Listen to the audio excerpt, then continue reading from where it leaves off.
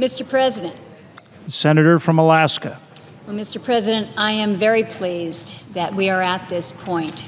3 solid weeks of debate. You, Mr. President, introduced this bill on the 8th of January, and we are now here on January 29th after weeks of good, solid debate, and we have now officially passed our bipartisan bill to approve the Keystone XL pipeline. And as important as that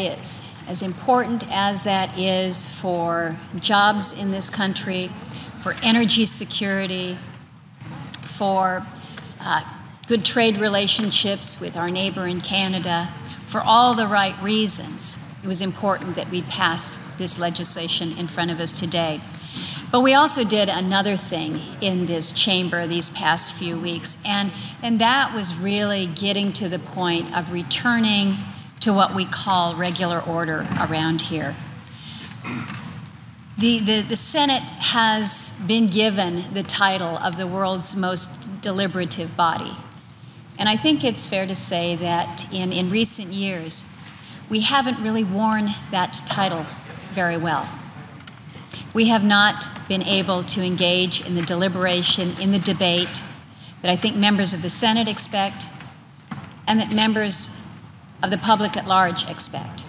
And so what we have seen these past few weeks, that return to regular order, where a member is free to call up an amendment, have it debated, have it fall or succeed based on a process that has been long established here in these chambers, that's a good thing to see.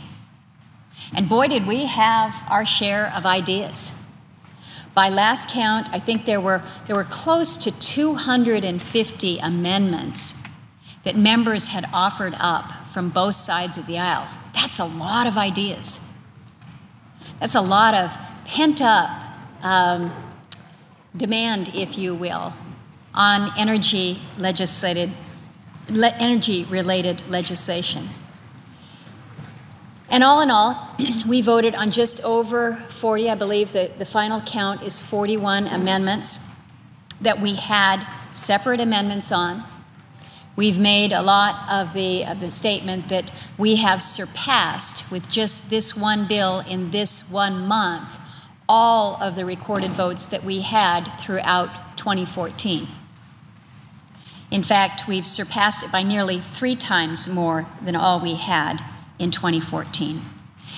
And Senator Cantwell and I have been here in the well during this last vote and have received thanks of members who said, you know, thank you for getting us to this point, and we appreciate that. Good job, but I think we all recognize that there were some points of very clear tension around here, and that is just part of the process.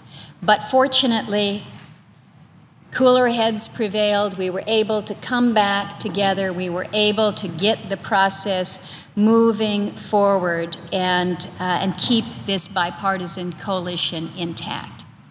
And I do want to just point out to the members that with the help of the ranking member on the Energy Committee, with the exception of one night, we did it all during daylight hours, which is something, not to get real personal around here, but we've kind of gotten in a habit in recent years of not even taking up votes until just about the dinner time hour.